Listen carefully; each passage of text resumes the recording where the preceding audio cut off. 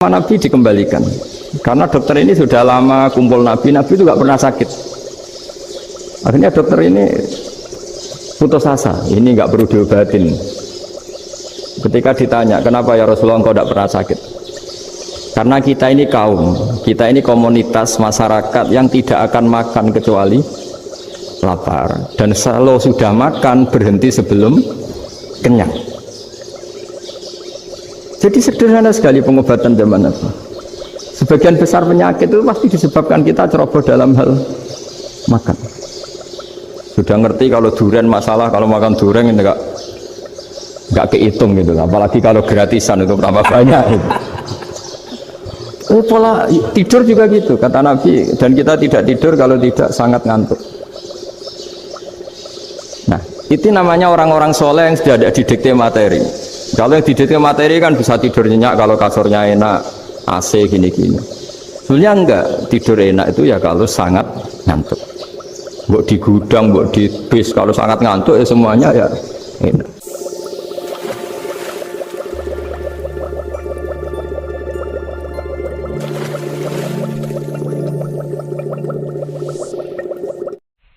Rabbil alamin, Allahumma sholli wa sallim ala habibika Mustafa ka nabiyina Muhammadin wa ala alihi washabihi asma'in. Nama itu ini ngaji itu harus objektif itu jujur. Jadi bisa saja korbannya ya saya, bisa rektornya, bisa semuanya, tapi korban dengan makna yang bagus. Karena di antara saran Al-Quran Allah ngendikan kalau belajar atau mencari nasihat atau mencari kebaikan apa saja itu diistilahkan walau ala anfusikum awil walidaini wal aqrabin, meskipun ketentuan itu merugikan kamu. Jadi ketentuan apapun yang merugikan kita harus tetap kaji meskipun itu tidak menguntungkan kita, karena banyak problem mulai dulu sebenarnya problem itu orang yang wakam da'in yadda'i annahu da'a ilallah tapi hakikatnya yad'u ila nafsi. Jadi banyak da'i yang mengklaim dirinya mengajak ke Allah dan Rasul tapi sebetulnya hakikatnya mengajak ke kelompoknya sendiri. Saya ini termasuk kiai yang masih orisinil. Artinya orisinil gini, suatu saat atau kapan saja saya kok sudah tidak laku jadi kiai, asal Islam jalan tetap senang, karena nggak penting yang populer saya apa enggak itu tidak penting, yang penting agama ini tetap jalan. Sama negara ini harus jalan siapapun presidennya. Nah ini penting saya utarakan karena perbedaan antara nafsu dan komitmen beragama itu tipis sekali. Sehingga dulu pernah ada cerita, ini bukti keadilan Rasulullah SAW. Pernah suatu saat Nabi itu ngaji, yang ngaji seperti ini. Terus ada pemuda dengan cueknya melewati masjid yang sedang dipakai Nabi ngaji.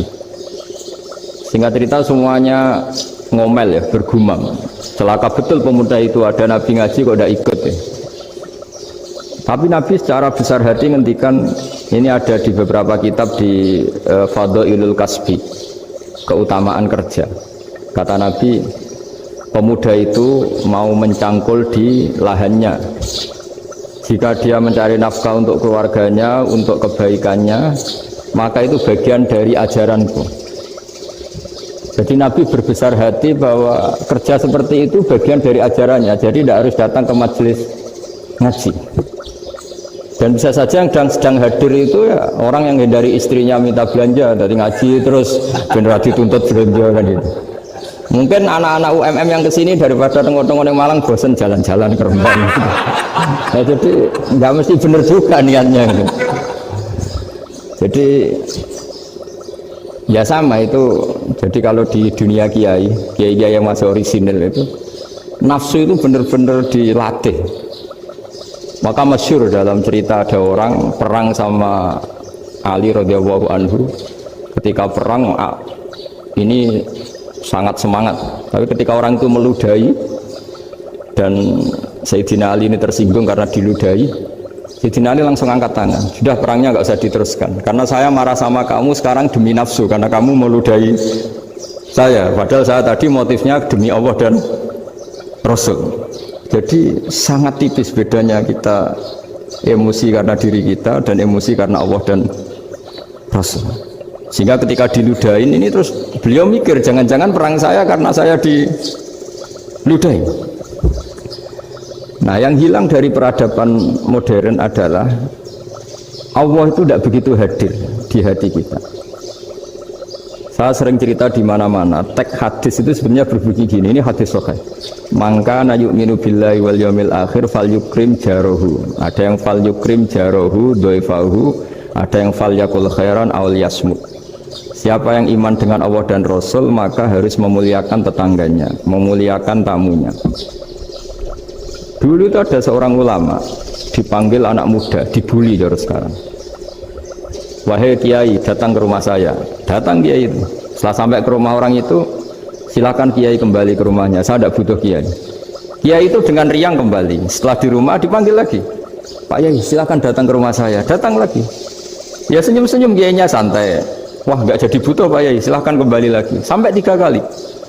Oh itu kalau rektor digitukan marah itu. Dosen marah. Kiainya santai. Santai, senyum-senyum, rileks. Ketika ditanya, kenapa Pak Yai tidak tersinggung? Jawabannya unik. Anak muda, saya ini senang sekali nuruti perintah Allah, disuruh menghormati tetangga. Sehingga ketika Anda manggil, ya saya datang. Ketika Anda nyuruh pulang, ya saya pulang. Saya senang sekali nyenangkan tonggo. Dan itu perintah Allah, jadi tidak ada hubungannya dengan kamu. Wah, pemudanya nangis minta dimaafin.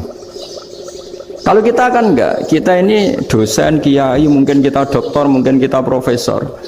Tapi kita ini sering didikte oleh orang bodoh. Kalau orang bodoh jengkel, lo kita ya jengkel. Lo kamu jengkel, dijengkelkan orang bodoh itu namanya terdikte. Itu bodoh apa pinter? Wah itu tidak pinter sama sekali. Kalau betul-betul kamu pinter, hanya bisa didikte oleh Allah Subhanahu wa ta'ala. Jadi antara hukum Allah apa? Wa ahsin man asa'a ilaika, berbuatlah baik sama orang yang berbuat buruk sama Anda. Itu dikteannya Allah. Kalau dikteannya orang-orang bodoh kayak dimangkel ben mangkel, terus kamu mangkel. Itu bodoh apa pinter? Nah, problem kita kekinian adalah wong pinter wong bodoh itu bodoh-bodoh bisa didikte oleh sekelilingnya. Terus karuan wataknya perempuan seperti itu, wataknya anak-anak seperti itu, kita didikte. Anak-anak jengkelin kita mangkel, berarti kita didikte oleh orang bodoh. Makanya agama itu unik, kadang ngendikan wa ahsin man asa'a ilaika, kadang wasil man qata'aka, sambunglah orang yang memutus kamu. Karena dengan demikian kita hanya didikte oleh Allah Subhanahu wa ta'ala, bukan didikte oleh hukum sosial. Cara Jawane nak ngapiki tangga sing apik akeh tunggale. Berbuat baik sama yang berbuat baik pada kita itu, mbok orang fasik ya seperti itu, maling ya seperti itu, sama. Tapi kalau berbuat baik sama orang yang berbuat jelek sama kamu itu baru luar biasa. Dan memang teksnya hadis wa ahsin man asa'a ilaika, berbuat baiklah sama orang berbuat buruk sama kamu. Jadi nggak boleh orang didikte. Makanya ngaji di sini diantaranya saya akan cerita dalam sebuah hadis sahih, dalam hadis hasan yang diriwayatkan Imam Tirmidzi, ada kalimat dari Rasulullah SAW, dawe Nabi, la takunu imma'atan taquluna in ahsanan nasu ahsanna wa in dzalamu dzalamna walakin watti'u anfusakum in ahsanan nasu an tuhsinu wa in asa'u alla tadzlimu. Kamu jangan jadi orang yang mudah diombang-ambingkan oleh orang sekeliling kamu, yaitu kamu mengatakan jika orang baik ke saya akan baik, jika orang buruk ke saya juga akan membalas buruk. Itu namanya Anda didikte. Tapi berkomitmenlah kamu akan berbuat baik meskipun orang lain berbuat buruk.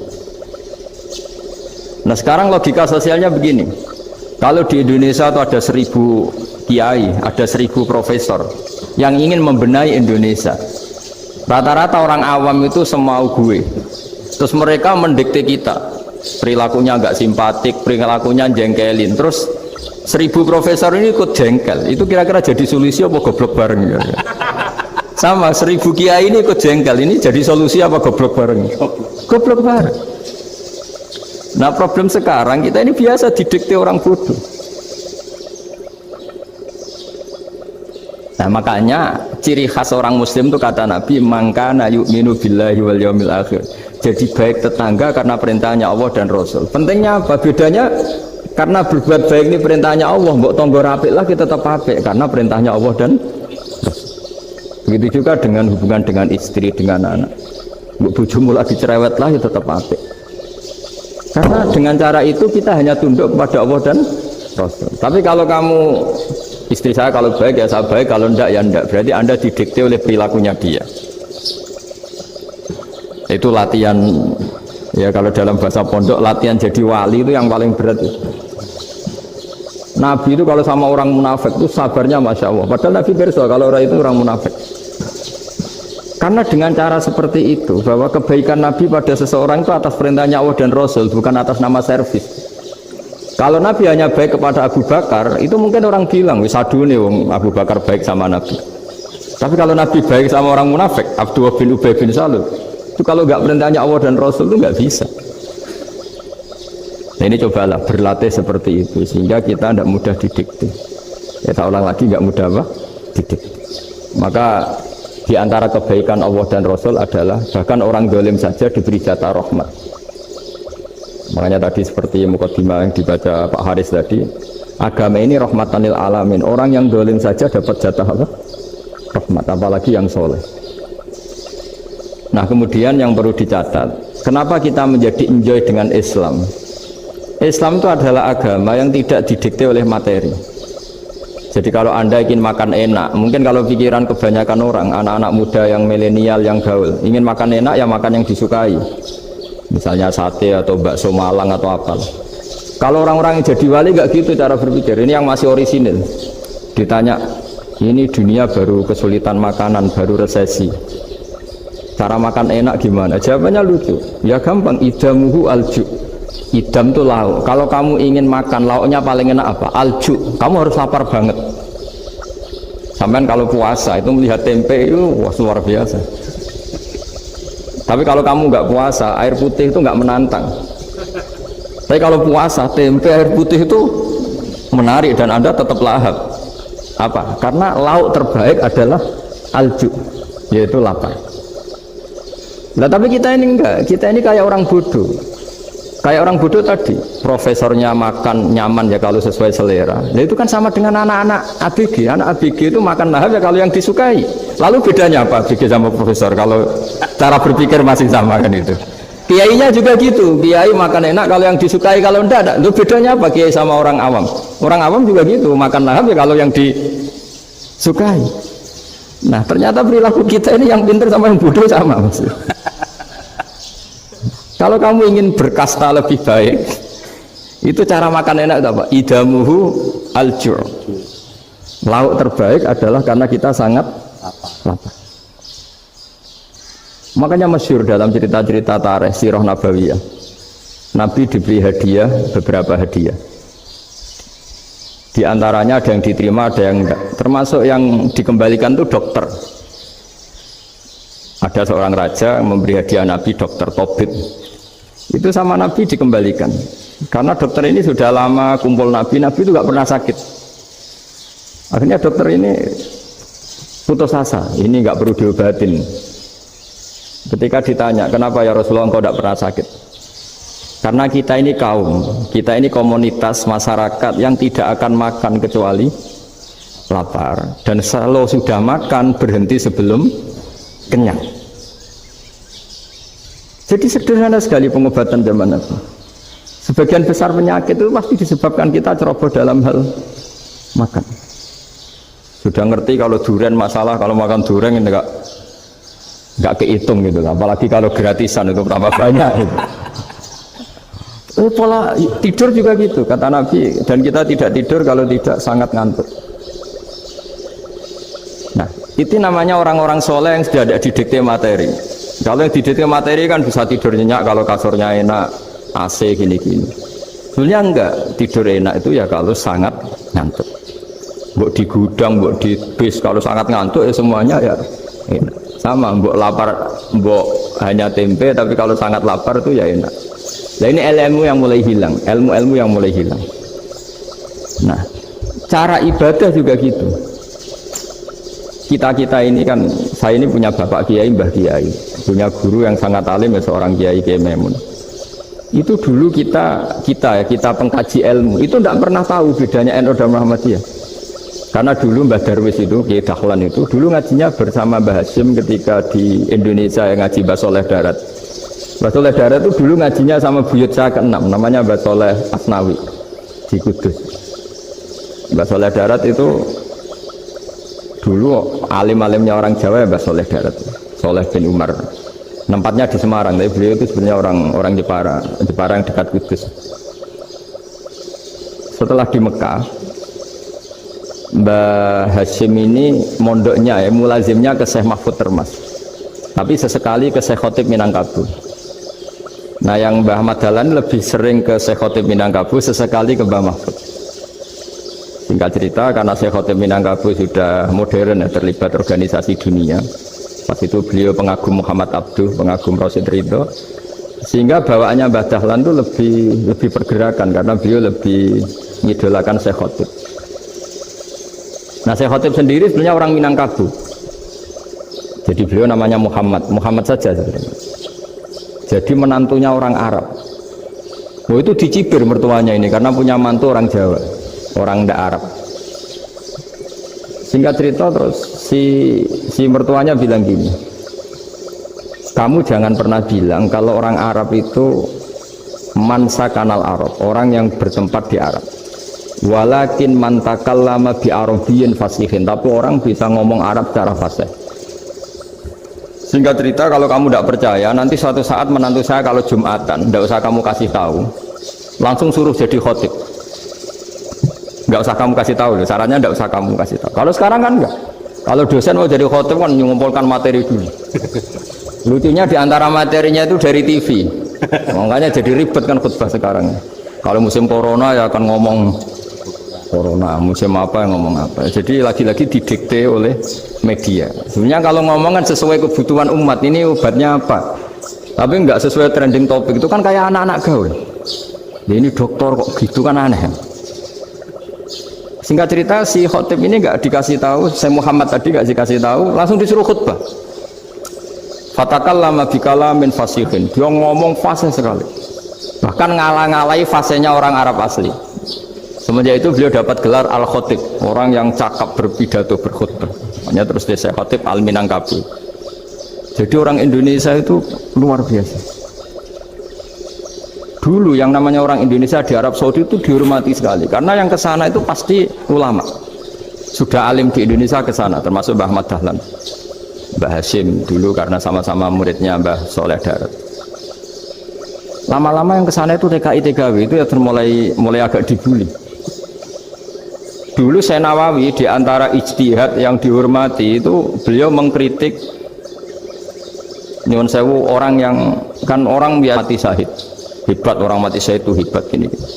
Oke, kita sepakat orang mati syahid itu hebat. Tapi kata Imam Nawawi dengan syarat niatnya itu li'ila'i kalimatillah dan itu bawaan takdir. Seorang lagi itu bawaan takdir, harus mati di medan perang. Tapi tidak boleh seseorang ini niat perang tapi niatnya supaya syahid. Karena kalau begitu berarti dia berniat supaya menjadi maktulal kafir, orang yang dibunuh orang kafir. Kedua, dengan dia mati berarti pasukan Islam berkurang. Berarti dia ingin pasukan berkurang, hanya ambisinya dia ingin langsung ke surga. Misalnya pasukan orang Islam itu 10, orang kafir 10. Kalau kamu ingin syahid berarti mati 1 kan, tinggal 9 kan. Nah kalau yang seperti itu 10 kan mati semua. Gara-gara ingin syahid akhirnya perangi rapati tenanan, benang mati, benang lebu. Kata Syekh Nawawi, ya enggak. Kalau kamu perang sama orang kafir ya niat menang. Dengan niat menang ini kamu ingin li'ila'i kalimatillah. Tapi kalau kamu ingin syahid berarti kamu menuruti keinginan nafsu kamu yang cepat masuk surga. Itu orang Arab kagumnya bukan main. Karena di mana-mana orang itu dinilai dari niatnya. Paham ini ya? Tapi perang loh ya, dalam kondisi perang, bukan teroris. Perang itu artinya orang kafir yang ingin bunuh kita, itu perang namanya apa? Perang. Dulu orang cerita syahid itu hanya pokoknya syahid itu hebat, pokoknya syahid itu hebat.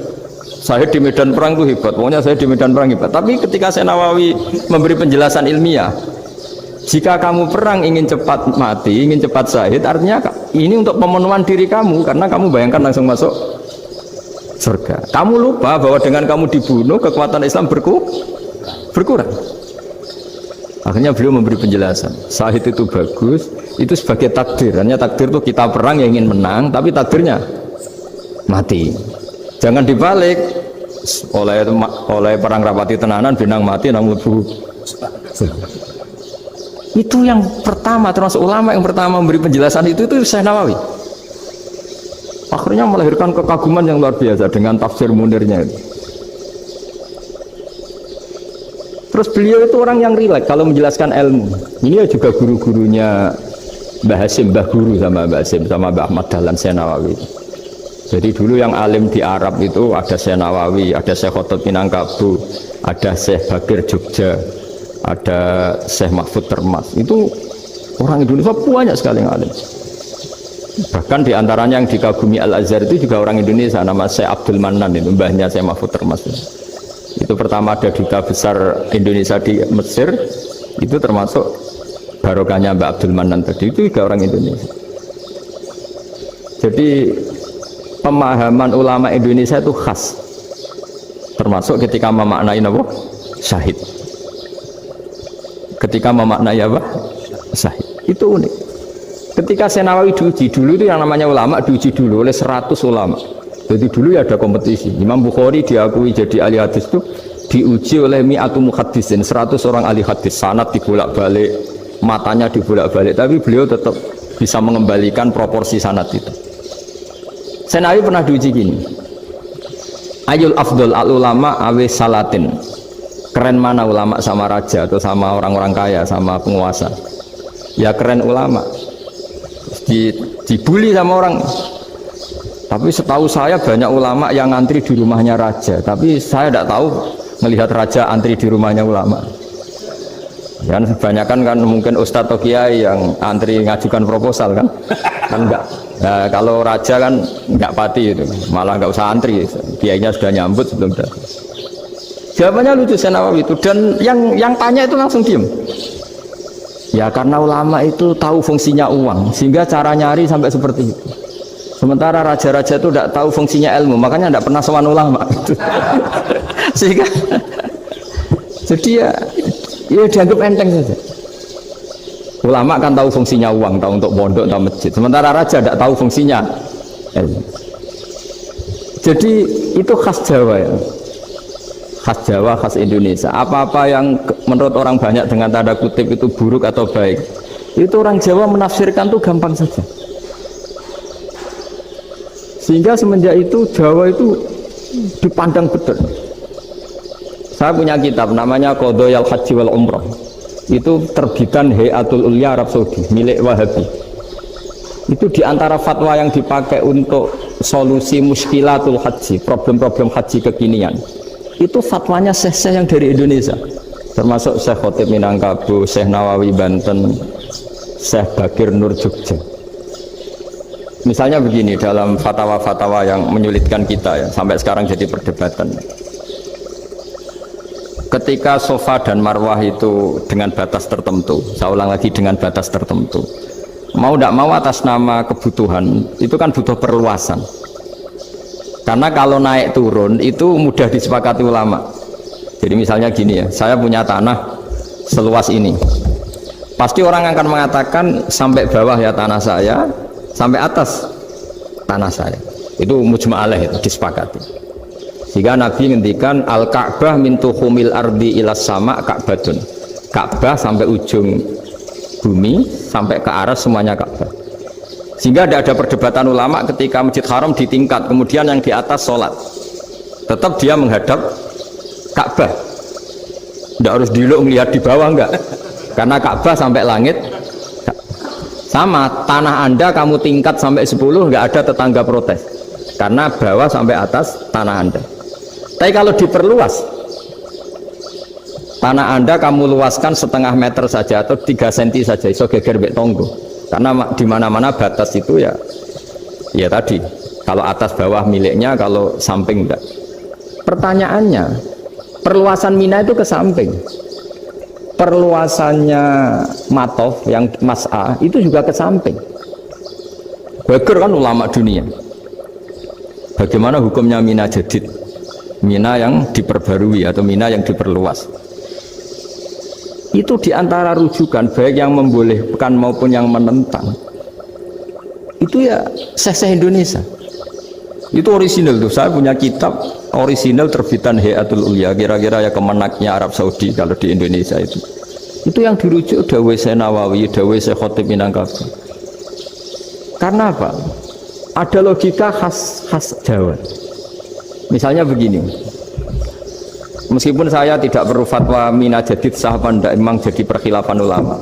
Misalnya kampung ini dinamai Mina. Pertanyaannya gini, tanah yang di samping ini bisa milik Anda apa enggak? Ya bisa Gus kalau dibeli atau dihibahkan. Berarti tanah di samping Anda menjadi milik Anda karena ada proses pengambil alian lewat beli maupun hibah. Nah masalahnya ini negara itu berhak menganeksasi atau memasukkan ini sebagai Mina. Itu ulama Jawa kalau ditanya alasannya apa? Fa innal muttasila bisyai' hukmu dzalika syai'. Karena yang gantet, yang mutasil itu bisa dihukumi seperti sesuatu itu. Jadi kalau ini Mina, ya yang gantet Mina ini ya bisa dikatakan Mina. Beda dengan membuat Mina Malang Mina, wah itu tidak bisa, tidak mutasil kan? Itu enteng sekali ulama Jawa. Satu ya tentu karena kebutuhan, tapi asal masih al-muttasilu bihi, yang masih tanah yang masih mutasil dengan.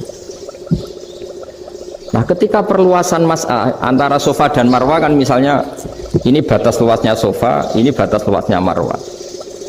Lalu atas nama kebutuhan, Sofa Marwa itu sampai sini. Sampai agak meluas ke sini. Itu geger Arab Saudi. Wah, ini gimana? Padahal tawaf itu harus antara Gunung Sofa dan Gunung Marwah. Sa'i itu ya. Tapi kalau istilah Quran memang tawaf sama-sama. Makanya apa? Inna Sofa al-Marwata min sya'airillah faman hajjal baita wa i'tamara fala junaha alaihi ayyat tawafati. Nah, jadi kalau istilah sa'i di Quran itu masih tawaf. Karena harus ada, kalau bisa lah, bukan harus. Kalau bisa memang harus ada unsur muternya. Kita kalau sa'i kan dari sini Sofa sampai sini Marwah, terus kan agak muter ke sini. Nah, kan agak membentuk lingkar. Nah, makanya Quran tetap mengistilahkan apa? Tawaf. Jadi bukan sini ke sini terus sini ke sini kan enggak, tapi sini sampai sini terus muter kan? Terus sini. Jadi antara setar dan selama ini prakteknya kan gitu ya. Sofa ngambil sini terus ke sini terus agak muter. Nah, karena ada unsur agak muter ini terus orang menyebut apa? Tawaf. Tapi itu bukan syarat sah, ini cerita ideal. Saya ulang lagi ya. Gunung Sofa itu puncaknya atau pucuknya kalau dalam bahasa Jawa itu ya hanya segini, ini sampai sini. Nah, kelompok Islam yang fikih keras nggak boleh diperluas karena Allah memilih tempat ini itu spesial, jadi nggak boleh ke yang lain. Tapi ketika kebutuhan mendesak, mau tidak mau harus diperluas. Itu jawabnya Kiai Jawa lucu. Gunung sing ketok itu sing dhuwure tok. Sikilane luwih ombo. Jadi karena kita kan gunung kan bentuknya gini. Nah, Sofa yang kecil itu yang atasnya, tapi sikilannya sini kakinya lebih luas. Jadi boleh perluasan asal tidak melebihi kakinya. Nah, dihitung ya lebih luas. Jadi Kiai Jawa itu kayak wong delok gunung Penanggungan, kayak gunung Arjuna. Di mana-mana puncak gunung itu lebih kecil timbang kakinya. Artinya diperluas ini bukan berarti tidak di Sofa dan tidak di, itu khas Kiai Jawa. Jadi jangan kira orang Jawa itu tidak hebat-hebat sekali. Termasuk perkembangan hotel di Arab Saudi. Itu dulu sebelum ada hotel, buyut saya kelima atau keenam dulu haji, namanya Badur Rahman. Itu kalau mau ingin apa ya, menghindari terik matahari itu masuk gua. Itu masuk gua itu hanya separuh badan, kakinya di luar. Jadi jangan bayangkan kalau gua di Indonesia kayak gua Akbar di Tuban orang bisa masuk jalan-jalan, enggak. Gua di Arab itu kayak cepitan batu, tidak sampai masuk. Sehingga kepalanya dimasukkan, kakinya masih kena matahari, saking panasnya Arab Saudi. Sehingga dalam bayangan hijrah ketika Nabi bersembunyi di gua Sur, itu kata Abu Bakar, kalau orang kafir melihat kakinya pasti melihat kita karena nggak bisa masuk penuh. Jadi orang itu mau dempes tok. Sehingga ya kira-kira luasnya gua paling segini. Makanya guyonannya kiai-kiai itu untung nggak kayak gua Indonesia. Kalau kayak gua Indonesia laba-labanya capek karena luas sekali. Jadi jangan bayangkan gua Arab itu kayak gua Indonesia. Makanya bayangannya andai kan orang itu melihat ke bawah pasti melihat kita karena orangnya tidak bisa masuk penuh, nggak bisa masuk 100%. Ya kayak cepitan batu lah mirip. Itu kan mirip Gunung Uhud. Gunung Uhud kata Rasulullah, nanti kalau kamu perang itu di atas, menang atau kalah di atas. Musuh biar di bawah. Dengan di atas kamu bisa mana? Jangan bayangkan kayak Gunung Merapi, kayak Gunung Penanggungan. Nah, kalau Gunung Penanggungan mana ke bawah yang leyang kan? Jadi gunung di Arab itu kayak bukit. Ya sampean pernah kan ke Uhud itu ya sama ini aja tinggi ini kan? Nah ini yang ada mulai ada mis. Makanya nerjemah itu susah di Indonesia. Karena jabal itu udah harus tinggi. Kalau tinggi nggak bisa mana dari atas ke bawah kan nggak ngefek kan? Sampean kalau ke Uhud gunungnya kan pendek sekali sehingga yang mana dari atas ke bawah ya kalau kena musuh ya celaka karena memang dekat. Nah kalau gunung Indonesia mana dari atas ke bawah yang ngeleyang nggak ngefek. Nah itu susahnya nerjemah bahasa Arab ke kita. Jadi apa ya, transkrip itu nggak gampang karena ada pengertian yang beda. Kita kalau bilang gunung itu tinggi sekali. Sampai banyak mahasiswa tersesat ya saking tingginya. Kalau orang naik Uhud nggak akan tersesat, wong ketok dari bawah itu. Nah ini pentingnya ngaji ya. Jadi akhirnya ulama-ulama Indonesia itu dipakai rujukan. Jadi mulai Mbah Hasyim, Mbah Ahmad Dahlan sampai era buyut-buyut itu masih orang alim. Lama-lama yang di Indonesia ini orang-orang yang bodoh. Sehingga orang Jawa kalau ke sana dibully, ya Jawa tak kuluh kaya. Orang Jawa itu penggaweannya itu makan ular. Karena belut itu kalau di kamus itu persis ular. Dulu itu kan kamus tidak full color. Gara-gara gak full color, gambar belut sama ular itu sama. Belut itu belut sama ular kalau nggak full color gambarnya sama apa enggak? Sama. Terus orang Jawa itu kan masih banyak yang makan bajing itu apa? Ketupai itu. Bajing kalau digambar tidak full color sama dengan tikus. Gambar yang tidak warna hitam putih. Sehingga kita ini dibully pemakan tikus dan pemakan ular. Karena belut itu persis ular kalau digambar yang tidak full color. Sampai datang Syekhona Khalil, datang ulama ngarang kitab ya judulnya Al-Belut. Karena nggak terima bangsanya dinyek makan apa? Ular. Terus dikarang. Wal belut hayawanun bakhriyun, terus ya isu fi kadza wa kadza. Itu beda dengan al-hayyah. Itu diterangkan. Mulai bisa nerima. Terus sistem hotel juga gitu. Sampai tanyakan dalam sejarah dulu orang Sedayu ada namanya Syekh Mukhtar. Syekh Mukhtar bukan bikin rumah besar yang siapapun orang Indonesia haji itu nempat di sana. Nah ini yang menginspirasi akhirnya ada hotel. Dulu Syekh Mukhtar hanya menyediakan untuk hujat-hujat Indonesia. Lama-lama jadi hotel. Tidak mau saya mau cerita. Kata Mbah Mun sering cerita. Kenapa wa ma arsalnaka illa rahmatal lil alamin, kata Mbah Mun. Allah itu pasti bikin ulama yang tidak produk Arab itu pasti ada. Kalau orang Arab jadi ulama wajar, bahasanya Arab, domisilinya di Arab. Tapi Allah akan selalu bikin ulama yang tidak bangsa Arab. Imam Ghazali itu Tus itu Persia. Imam Bukhari itu kira-kira kalau sekarang ikut Uzbek.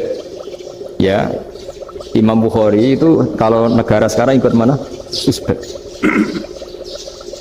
Kenapa demikian kata Mbah Mun? Karena Allah sudah ngendikan wama arsalnaka illa kafatan linnas. Manusia semua ini kena khitabnya Islam. Kalau tidak ada ulama yang dari berbagai negara, kesannya Islam itu hanya milik orang Arab Saudi. Makanya Allah selalu bikin ulama-ulama yang bahkan tidak Arab. Termasuk Imamul Muhaddisin, yaitu Imam Bukhari itu orang Uzbek. orang Rusia lah kalau sekarang, ikut Uni Soviet dulu. Imam Ghazali itu orang Persia, Syekh Nawawi itu orang Banten. Karena Allah ingin memaklumatkan bahwa Islam ini untuk semua, sehingga orang yang tidak Arab pun bisa belajar Islam, yang alimnya itu nggak kalah sama orang apa? Arab. Makanya ini PR ya, kalau Gus Dah Ploso nanti ngendikan suatu saat orang belajar Islam itu bahkan orang Arab pun bisa belajar ke Indonesia. Kalau orang Indonesia bisa alim betul kayak dulu. Sekarang banyak liga antar ulama, itu orang Indonesia pasti masuk. Ulama-ulama top dunia itu pasti orang Indonesia banyak yang masuk. Karena tadi ketika orang Indonesia baca kitab, itu orang Arab itu kagum, kok bisa ada bahasanya baca secara benar. Bukan sekedar bisa baca, baca secara benar. Karena memang dilatih sedemikian rupa di pondok-pondok. Makanya kita semua lah yang alim di Indonesia itu kemana-mana ya pasti alim. Dulu putra Mbah Mun namanya Gus Zofur itu tahun pertama ya sudah the best di tahun pertama. Kalau tahun pertama the best-nya ilmunya bawaan dari sarang, dari keluarganya. Gus Naji mondok di Said Muhammad tahun pertama sudah dipuji sebagai yang teralim karena ya sanggup. Kalau dipujinya tahun ketiga, tahun keempat kan mungkin dapat dari sana. Ini tahun pertama. Saya ulang lagi tahun. Karena pengajaran di Indonesia itu luar biasa di pondok-pondok. Makanya kalau dalam anekdot pondok itu cerita-cerita lucu itu. Ada orang Jakarta ngaji, setelah di kelas itu pelengahan terus. Melihat jendela, lihat pintu terus. Lama-lama gurunya marah. Kamu diajarin kok enggak punya sopan, melihat pintu terus enggak memperhatikan guru ya. Anak Betawinya jawabnya lucu. Habis Pak Guru bohong ya. Kenapa ya? Kamu Pak Guru bilang Ja'a Zaidun, Zaid datang. Tak lihat enggak ada yang datang. Setelah itu contoh nasab kan ro'a itu Zaidan. Saya melihat Zaid, saya enggak melihat Zaid. Contoh ketiga yang jer kan maror tu Zaidin. Saya berjalan ketemu Zaid. Pak Guru diam di situ enggak jalan-jalan. Jadi saking detailnya Indonesia dia diajari. Kalau rofa Ja'a Zaidun, kalau nasab ro'a itu Zaidan, kalau jar marortu bi Zaidin. Nah si murid Betawi ini karena pertama sekolah ngiranya gurunya itu cerita Zaid datang, makanya dia lihat pintu terus, mana katanya datang kok enggak datang-datang. Nah dengan latihan seperti itu kemungkinan orang Indonesia salah itu kecil karena memang dilatih betul. Saya ulang lagi karena memang dilatih betul. Sehingga ketika orang Indonesia ini yang cerita seorang wartawan, ini kisah nyata. Kali ini tidak anekdot, kisah nyata. Ada wartawan internasional meliput Ramlah itu di Gaza, di Palestina. Wartawan Indonesia ini hanya bisa bahasa Inggris. Dijak ngomong bahasa Arab. Terus dia bilang saya tidak bisa. Saya tidak bisa, saya bisanya ngomong Inggris. Tapi apa yang terjadi setelah sholat? Si Indonesia ini jadi imam pakai sholat jariyah lagi. Baca bismillah benar, bismillahi jar karena mudhof ilaih. Terus ketika iktidal ya benar, Rabbana lakal hamdu mil'us samawati wa mil'ul ardi benar. Ketika tahiyat ya benar, at-tahiyatul mubarakatuh sholawat. Sama orang Arab ini diambungi. Orang Arab kalau senang orang itu dicium. Kamu tawaduk, sebenarnya kamu itu ahli bahasa Arab. Karena orang Indonesia sekali sholat itu nggak ada yang salah, meskipun benarnya karena hafalan, tapi bagi yang ahli nahwu itu hebat. Misalnya kita kalau ngapalkan kan bismillahi, bismijar karena ba, Allahi jar karena mudhof ilaih, ar-rahmani jar karena sifat, ar-rahimi karena sifat, alhamdu rofa karena mubtada, lillahi jar karena ada huruf jarli, robbi jar karena sifat. Sebetulnya tidak karena pinter, tapi karena hafalan. Tapi orang Indonesia hebatnya itu benar terus. Rabbana lakal hamdu, ya kan, alhamdu rofa, terus mil'us samawati ya rofa karena sifat. Sehingga terus orang Indonesia kalau sholat di Timur Tengah itu dipuji karena makhrajnya ya benar, rofa nasabnya juga benar. Nah itu di negara lain tidak ada, enggak Indonesia. Orang Cina itu sering bikin marah orang-orang Arab karena kalau dongo itu nggak fasih kayak orang Indonesia. Orang Indonesia kalau dongo ya Allahumma tohhir qalbi. Orang Cina ini yang jadi guyon di Arab, Allahumma tahir kalbi gitu. Itu kan bedanya jauh. Itu orang Arab pertama membiarin, lama-lama kalbun entak gitu, maksudnya asu-asumu gitu. Karena dia bilangnya qaf itu kaf. Jadi kalau Allahumma do Allah tohir, kalau aturi nyucekno panjenengan kalbi ing asu ingsun kan. Tapi kalau qalbi itu ati ingsun, tapi kalau kalbi anjing ingsun. Bedanya qaf sama kaf. Karena arah-arahnya kalbun entak, asu-asumu maksudnya kan. Tapi padahal orang Cina itu paling dilihat tagnya ya pakai qaf. Orang Indonesia enggak, mulai kecil dilatih. Fatihah itu kalau di Kudus malah sampai 3 bulan Fatihah itu. Sampai at-tahiyyatu, kurang bersih. At-tahiyyat sampai ada cerita itu orang dipanggil maftuhin itu enggak melengak, harus maftuhin. Baru melengak. Tapi barokahnya itu orang Indonesia kalau dongo memang benar-benar Allahumma tohhir qalbi. Ya Allah sucikan hati kami, bukan tahir kalbi. Karena sekali jadi kaf itu maknanya anjing saya. Ya Allah sucikan anjing. Jadi ini orang Indonesia. Jadi kata Mbah Mun, dawe Mbah Mun, illaka fatal linnas, bahwa agama ini milik semuanya. Itu diantara bukti Allah menghendaki atau mendesain Islam seperti ini, orang yang belajar di Indonesia itu pengetahuannya Islam, pengetahuannya tentang Islam itu tidak kalah sama yang belajar di Al-Azhar, sama yang belajar di Arab Saudi. Makanya ini PR-nya UMM, PR-nya IAIN, PR-nya UIN. Bisa enggak sealim mereka dalam bahasa Arab? Nah, bahasa Arabnya man anta ana zaidun. Jangan sampai, karena kita di sana ini kadang dibully. Orang Arab tuh kalau bully kita, sampai tak kasih cerita, itu ngawurnya Masya Allah.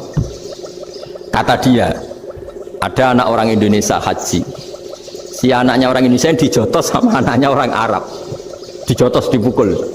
Jika cerita terus si orang Indonesia nggak terima, anaknya yang orang Arab dipukul, yang balas bapaknya. Orang Arab tanya, lima ada dorok ibni, kenapa kamu mukul anak saya?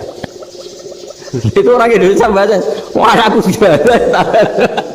Jadi hanya bilang gitu. Arya anak saya dihada ya maka tak ada. Arabnya gitu. Anak saya dipukul maka saya balas mukul. Itu orang Arab mantuk oh gitu. Paham? Suatu saat ada orang Indonesia itu sama orang Arab itu dilus-lus itu ya digini-giniin. Karena dia latihan bahasa Indonesia, latihan bahasa Arabnya itu masih mufrodat. Jadi kalau mengartikan yadun itu tangan, saro itu jalan. Jadi kalau jalan ya saro-saro. Roksun itu kepala, ana itu ingsun. Jadi karena dia nggak ngerti penggunaannya, itu bahasa Arabnya itu yadun anta. Jadi bukan yaduka tapi yadun anta, berarti tangan kamu. Saro-saro itu jalan-jalan. Ala roksi ana yang atasnya sirah ingsun. Jadi mestinya yang benar kan yaduka saro ala roksi atau gitu. Tapi enggak dipotong-potong. Yadun tangan kan, anta kamu, berarti tangan kamu. Saro-saro jalan-jalan. Roksun itu sirah, anak ingsun. Jadi di atas kepala saya. Orang Arab tertawa-tawa. Tapi paham? Maksudnya seperti itu. Jadi kita ini dibully di Arab itu Masya Allah. Jadi akhirnya lahirlah ulama-ulama tadi yang saya sebut tadi. Bahkan pernah lama sekali ulama Indonesia itu jadi master di Arab Saudi, yaitu Senawi Banten. Itu kalau orang sana bilang itu Sayyidu Ulama Il-Hijaz, top-topnya ulama Mekah Madinah. Padahal beliau orang Indonesia dan dimakamkan di Ma'la, itu dekat makamnya Sayyidah Khadijah, karena sangat dihormati. Nah, di antara sebab dihormati adalah ketika orang memahami syahid, maknanya pokoknya maktulal kafir. Syahid itu adalah orang yang kalau perang itu mati di medan perang. Itu Imam Nawawi merinci secara detail. Kalau dia perang supaya tujuannya mati syahid cepat ke surga, berarti dia nuruti hadzun nafsi, ingin cepat ke surga. Tapi dia lupa bahwa dia dengan terbunuh pasukan Islam berkurang kekuatan. Maka syarat perang yang benar adalah ya ingin menang. Di mana-mana perang ya lillahi kalimatillah, supaya kalimat Allah itu menang, jangan ingin kalah. Soal dia mati takdir, tapi jangan ingin mati.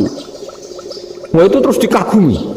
Ternyata memang, oh iya ya, kalau pasukan Islam 10, kafir 10, kita ingin syahid, berarti ya kalau orang ingin syahid kan terus mungkin perangnya ada hati-hati, main ngawur saja terus kalah mati.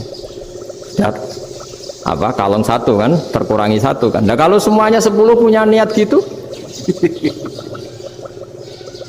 nah itu Syekh Nawawi. Syekh Nawawi itu orang yang begitu gampang nerangkan Quran. Bahkan ketika orang Arab kesulitan ngartikan famathaluhu kamathalil kalbi intahmil alaihi yalhas atau tatrubuna yalhas. Orang tomak itu ibarat kayak anjing. Anjing itu kamu kasih makan ya tetap melet, menjulur-julurkan lidahnya, kamu ndak ya ndak. Imam Nawawi ditanya, "Ma wajusibbi?" Lalu wajah tasbihnya di mana? Beliau menjawab, "Fit tomak." Jadi anjing punya dua sifat yang berlawanan.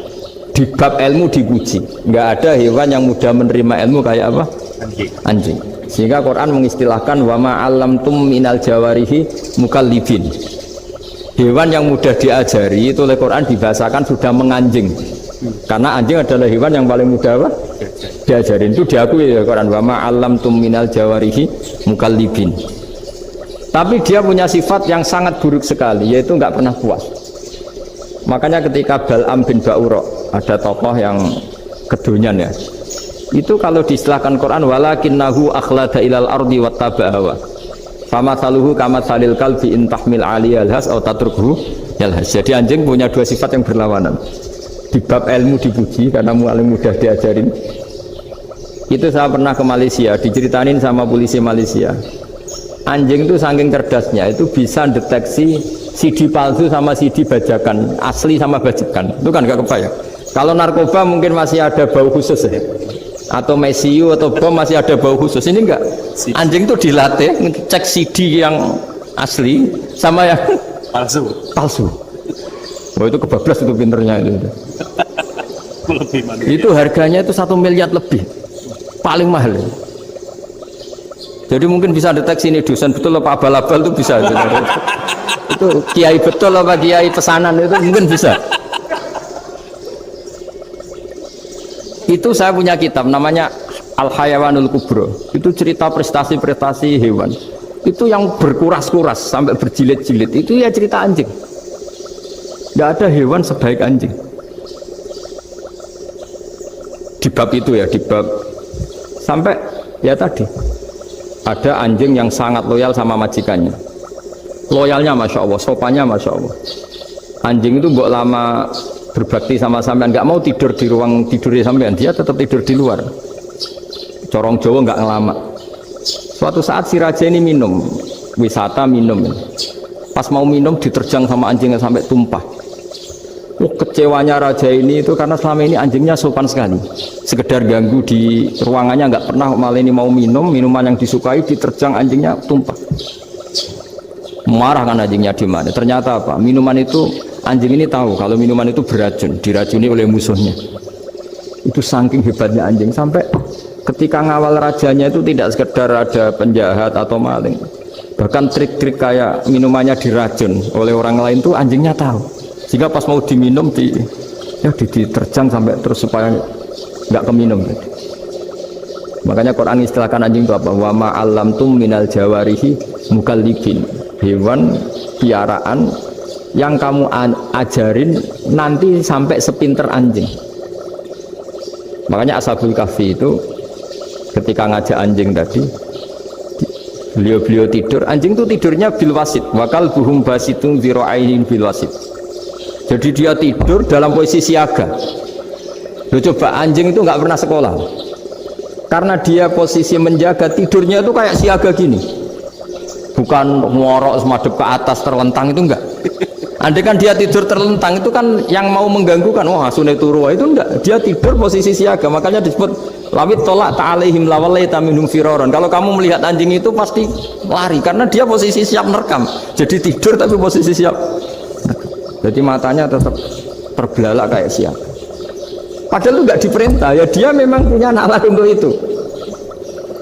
Ini disebut wa ma'allamtum minal jawarihi mukallibin. Dan dalam teori modern juga gitu. Tapi dalam hukum Islam yang dianut mazhab Syafi'i itu anjing tetap najis. Ya sudah najis ya najis. Tapi ada mazhab lain yang mengatakan tidak najis. Tapi tidak usah ngurmat anjing, geger nanti kalau rektor kampus punya anjing. Tapi ilmu itu bagus untuk kelangenan kadang. Andai kan tidak ada mazhab Malik, maka kita kesulitan menceritakan Ashabul Kahfi yang hewan piaraannya itu anjing. Tapi misalnya anjing disucikan, kita juga nanti susah menjelaskan hadis Nabi malaikat itu tidak masuk rumah yang di situ ada apa? Anjing. Maka ilmu itu, makanya kata Imam Sa'roni, sebagian ilmu itu memang kelangenan, tapi nggak boleh jadi praktek. Tapi harus ada. Misalnya begini, contoh paling gampang. Api dalam mazhab Syafi'i kan alat pensuci hanya dua, air dan tanah. Ya saya ulang lagi, air dan tanah, yaitu tanah untuk mensucikan najis anjing. Imam Abu Hanifah menambahkan api. Mazhab Syafi'i itu agak kesulitan ketika ada batu bata dibikin dari tanah-tanah yang bercampur kotoran. Mazhab Syafi'i akan kesulitan karena di situ ada najis yang jadi materinya bata. Hukumnya gimana kalau nanti dipakai masjid? Tapi barokahnya ada beberapa mazhab. Abu Hanifah mengatakan dan api. Jadi apa tadi, air, tanah, api. Alasannya masuk akal. Ketika usatul mukminin, orang-orang mukmin yang ahli maksiat itu sebelum masuk surga, kalau dia dosanya banyak itu dibakar dulu supaya suci. Emas itu untuk memisahkan dengan materi lain juga harus dibakar. Berarti api termasuk alat. Artinya gini, batu bata yang materinya dari tadi najis sekalipun ini menjadi suci karena ngalami pembakaran. Tapi kata Imam Sa'roni, ilmu ini hanya sebagai ilmu. Jangan sampai kalau kamu mau wudhu gak ada air terus membakar diri lah, ini ribet kan. Jadi ilmu itu sebagian memang untuk kelangenan karena kita butuh. Andai kan tidak ada mazhab Abu Hanifah, maka kita akan kesulitan pakai bata. Yang kita tahu cara bikinnya kadang di tempat yang kotor, di tempat yang najis. Tapi karena ini ngalami dibakar, maka hukumnya suci menurut mazhab Abu Hanifah. Dan itu sering. Ulama itu sampai apa? Saya punya kitab fikih namanya Fardul Masail. Pengandaian ada masalah. Jadi masalah itu belum terjadi tapi diandaikan. Misalnya kayak di Texas. Bumi itu bulat bola. Texas itu kalau dibor itu pas Ka'bah. Lalu kiblatnya di mana? Bumi ini kan hanya rubuk-rubuk seperempat, yang ada arah itu seperempat. Tapi kalau Ka'bah itu sama Texas atau Texas dengan Ka'bah itu lalu kiblatnya mana? Mau sudah bebas arah. Maka ilmu mengatakan maro'ahu muslimuna hasanan fawa indawa hasanun. Kamu jangan nuruti ilmu hakikat tapi nuruti mindset. Kalau mainstreamnya orang banyak seperti itu, mindsetnya orang sana misalnya Ka'bah sana ya ikut sana. Tapi ini tidak mewakili hakikat karena kalau yang 380 derajat itu kan terus ribet. Makanya ini kesulitan di bab-bab fikih. Ya saya ulang lagi, kesulitan di bab-bab fikih. Makanya fikih itu selalu bicara misalnya gini, ada orang sholat. Saya ulang lagi, setelah salam pertama dia kentut, itu sholatnya batal apa enggak? Itu lama berdebat. Yang dikatakan rukun sholat itu salam pertama, sehingga orang kalau sudah salam pertama maka sudah keluar dari sholat. Maka kalau kentut nggak apa-apa, wong yang keluar dari sholat itu salam pertama. Tapi lalu pertanyaannya, kenapa Nabi salam 2 kali, lalu yang kedua gunanya apa? Ribet kan, partai ini kalah pasti kalau ditanya gitu. Tapi kalau ditanya dibalik, Sholat itu satu ibadah yang dimulai dengan takbir, yang diakhiri dengan salam. Berarti salam pertama itu pengakhir apa nunggu salam kedua? Pertama, di semua ulama bilang salam pertama. Kalau salam pertama sudah pengakhir, berarti pembatalan setelah itu nggak punya efek, nggak punya akibat. Itu kan ribet. Debat fikih itu memang ribet. Fikih itu memang senam otak karena pertanyaannya mirip-mirip seperti itu. Nah, sampean milih mana? Milih salam pertama apa salam kedua? Pasti ulama milih salam pertama. Jadi anehnya fikih itu di situ. Misalnya orang mati, takbir itu berapa kali? 4 kali. Andai kan takbir 5 kali itu batal apa enggak? Satu ulama mengatakan 5 kali itu batal. Karena rukunnya sholat jenazah itu takbir 4 kali. Berhubung ini rukun, kalau nambahi ke 5, berarti menambahkan rukun. Kayak kamu sholat, rukuk 2 kali kan batal. Sujud 3 kali, batal. Karena menambahkan apa? Rukun. Berarti kalau takbir 5 kali batal. Tapi pertanyaannya, takbir itu adalah wiridan biasa, sehingga kalau ditambahkan nggak punya akibat batal. Jadi perdebatan ulama itu kadang ya lucu. Kayak kemarin Pak Haris pas pertama bertamu ke sini mau ngundang saya, tak ceritain. Dulu sholat jenazah itu pasti mayat di depan. Karena lazimnya sholat jenazah itu mayat di depan. Tapi mulai dulu lama sudah berpendapat, andai kan jenazahnya di belakang pun tetap sah. Fa'innal janazah laisat bi imamin. Karena jenazah itu tidak imam. Kenapa harus di depan? Oh, tidak imam kok harus di depan. Itu mulai dulu. Sehingga ketika Arab Saudi pernah mengalami tragedi, ada orang yang dibungkus kayak mayit, ternyata senjata. Setelah di dekat Ka'bah dipakai. Dulu tragedi tahun berapa itu? Pokoknya pernah ada tragedi itu. Semenjak itu Arab Saudi kalau ada orang mati tetap di kamar mayit, terus ada sholat jenazah, padahal mayitnya di belakang yang jamaah. Jadi meskipun kita tidak akan bikin ajaran baru jenazah di belakang, ya tidak keren, kasihan kan, tetap biasanya di depan ya di depan. Tapi meskipun jenazah ini di depan, kita tetap berpendapat andai kan di belakang tetap sah, tapi nggak usah dipraktekkan. Nah, pentingnya ilmu ini begini. Saya misalnya di Rembang, boleh nggak nyolati ghaib jenazah yang di Surabaya? Boleh kan? Padahal yang kita solati di belakang. Jadi ilmu itu penting. Cocok tidak cocok, nama ilmu itu penting. Terus ada gini lagi pertanyaan di fikih. Memang saya sengaja akan ngaji fikih. Kalau ngaji intelektualitas orang Muhammadiyah juara lah. Tapi ini ngaji fikih. Ada orang sarongnya itu pas sampai lutut. Kalau berdiri lututnya tertutup, tapi nanti kalau ruko agak jengking lututnya terbuka. Itu batalnya nunggu ruko apa mulai takbir sudah batal? Padahal pasti nanti batal kalau ruko ini. Itu ada ulama yang mengatakan, ya batalnya nunggu ruko.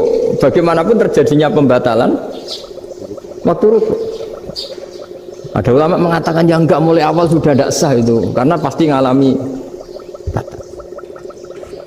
Nah, pertanyaan-pertanyaan seperti itu penting karena lalu Allah menilai apa? Ya nilai niatnya. Misalnya gini, kalau contoh itu mungkin Anda tidak tertarik, tapi contoh begini, kita mau operasi jam 10 siang, kita tahu kalau nanti 10 siang akan divonis medis harus makan karena mau berobat.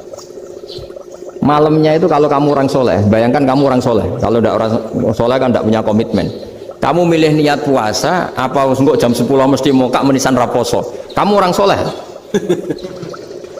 Kalau kamu orang soleh pasti milih puasa karena ini Ramadan, meskipun nanti jam 10 pasti disuruh batal sama dokter. Setidaknya kita berpikir gini, nak mati jam itu paling enggak ditulis saya sebagai orang yang puasa. Jadi perasaannya orang soleh itu beda. Kalau orang kok sampean barang menisan raposo kok ya mesti, sampean tidak pernah berpikir bahwa puasa mulai fajar sampai jam 10 itu luar biasa. Bisa saja kita mati jam 7, bisa saja mati jam 6. Kan ditulis Allah sebagai orang yang berkomitmen terhadap puasa. Terus ada kemungkinan kecil, adalah jam 10 itu dokternya sakit atau nggak jadi ke sana, berarti kamu kan nggak jadi boga. Kan ya mungkin juga. Sama yang tadi, delalah sebelum ruko ono wong sing nyarongi sampean, sehingga sholatnya normal. Kamu tidak menemukan pakaian yang pas, jebule pas setelah ruko, mau ruko, ono wong ngerti, wah sholatnya kira bener disarongi. Itu agama. Jadi agama itu dimulai dari mana coba? Dimulai dari niat, dari komitmen. Nah sekarang kelirunya kenapa ada garis keras? Agama itu dimulai dari keinginan ideal, itu yang mulai itu ada orang-orang garis keras. Agama ini enggak, agama ini dimulai dari niat. Sampai ada kaidah agama la yudraku kullu la yudraku kullu. Kalau tidak bisa ideal jangan ditinggalkan sama sekali. Tapi orang enggak, sekarang bayangkan Islam itu ideal. Pemimpinnya ya soleh, masyarakatnya soleh, enggak ada maksiat, enggak ada apa. Nan apa ilmu? Kalau secara ilmu mulai dulu ya ada orang dolim, ada orang soleh. Nabi kurang baiknya. Di angkatan itu ya ada orang munafik. Sehingga ulama itu sudah berpendapat ideal itu piye? Zaman Nabi saja ada orang apa? Munafik. Itu ilmu. Kalau nuruti kelangenan, inginnya dunia ya steril, nggak ada maksiat, nggak ada. Dan agama itu diciptakan Allah itu memang unik. Calon Nabi misalnya, Nabi Musa itu sing rumat Fir'aun. Ketika Nabi Muhammad lahir, sing ribet manitia ini Abu Lahab. Orang dosen UMF. Coba. Karena Allah ingin memaklumatkan ke kita bahwa agama ini akan hidup di kondisi apapun. Asia, istrinya Fir'aun itu termasuk mukminah yang dipuji Quran. Padahal dia bukan istrinya pengurus NU atau pengurus Muhammadiyah, istrinya Fir'aun. Tapi itu pelajaran bagi kita bahwa orang-orang baik itu tidak harus di lingkungan yang baik. Masjid paling makmur itu kadang di dunia mungkin ya jangan bakas Mekah Medina itu karuan. Mungkin di antara masjid yang makmur justru yang di Kanada, di Amerika mungkin. Karena merasa minoritas itu perpustakaannya ada, kajiannya ada. Tapi banyak masjid di daerah pesantrennya malah sepi. Karena kiainya tahu jamaah di masjid itu wajib. Lalu itu ada daerah pesantren, seorang lagi ada daerah pesantren. Didikon pengajian, monggo nekani pengajian, maca selawat ning omah ganjaran padha wae. Ribet kan? Mau dibantah itu benar, mau dibiarin rusak tatanan. Jadi saya mohon sekali ya, jadi ilmu itu diperbandingkan supaya perbedaan-perbedaan itu biasa. Dulu Imam Malik itu punya murid namanya Imam Syafi'i. Itu dalam banyak hal itu perbedaannya tajam sekali. Ya saya ulang lagi, dalam banyak hal itu perbedaannya tajam sekali. Misalnya begini, ini terakhir percontohan saya fikih, nanti dikaji sendiri. Ada seorang A'rabi, Ja'a A'rabiyun, ini di hadis sahih diulang-ulang di semua Al-Kutubus Sittah ada peristiwa ini. Ja'a A'rabiyun ila Rasulillah sallallahu alaihi wasallam faqala ya Rasulullah ahlaktu. Qala wa ma ahlakaka qala wa qatu imraati fi nahari Ramadan. Ya Rasulullah, saya ini orang yang rusak. Kenapa? Saya ini hubungan intim sama istri saya ketika masih siang Ramadan. Singkat cerita orang ini dihukum berat sama Nabi. Hukumannya adalah karena dia membatalkan puasa ketika dengan hubungan intim. Sama Nabi dihukum, kamu harus merdekakan budak. Wah, tidak mampu ya Rasulullah, saya tidak punya budak.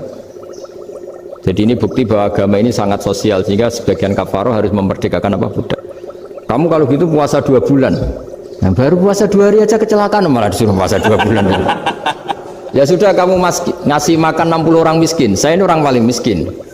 Kok ini jadi sudah miskin, agak hiper lah orangnya, memposo-poso kok gitu. Itu kata ulama, kalau orang Jawa nggak mungkin, makanannya tempe mendoan nggak mungkin itu. Di Jawa itu nggak mungkin lah, ada orang batal puasa karena hubungan intim. Ada istrinya nggak cantik, cerewet, sang lanang mangane mendoan, itu tidak mungkin, kecelakaan itu tidak mungkin. Tidak mungkin itu. Tapi kalau Arab mungkin karena makanannya daging.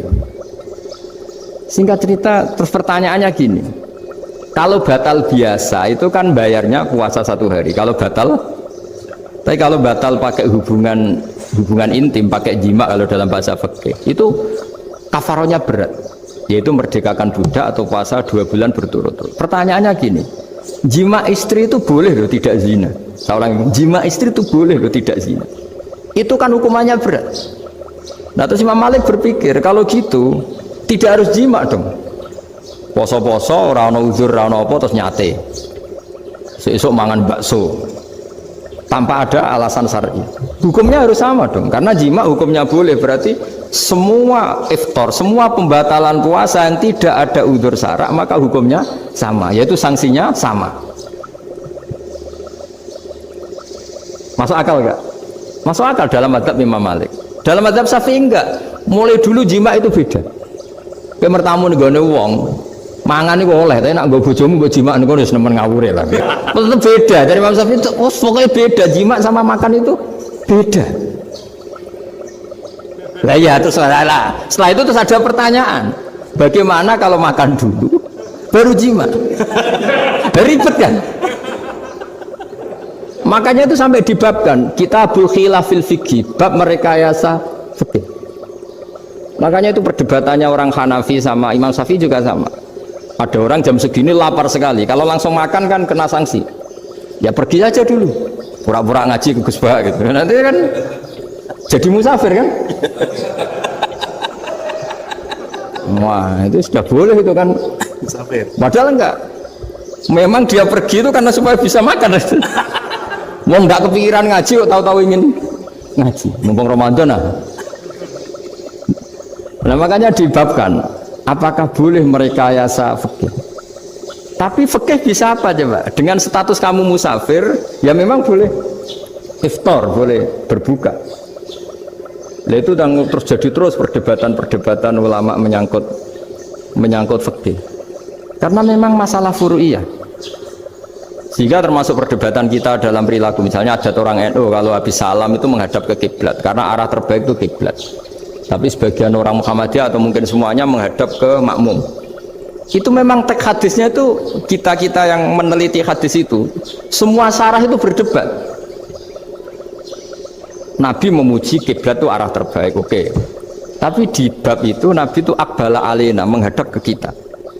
Lalu pertanyaannya, kenapa menghadap ke kita? Ada mengatakan karena Nabi memang punya tradisi kadang ngendikan. Ya tentu dulu istilahnya tidak kultum, nggak ada istilah itu dulu, 7 menit itu nggak ada. Tapi ada ulama yang analisis begini, termasuk kitab Fathul Bari. Nabi itu tokoh sentral, taruh lagi Nabi itu tokoh sentral. Ini kata kitab Fathul Bari, bukan kata saya. Nah orang-orang yang imamu kaumi, orang-orang yang jadi imam di daerah masing-masing, tetap kalau sholat itu ikut Nabi. Ikut Nabi, setelah salam langsung pulang.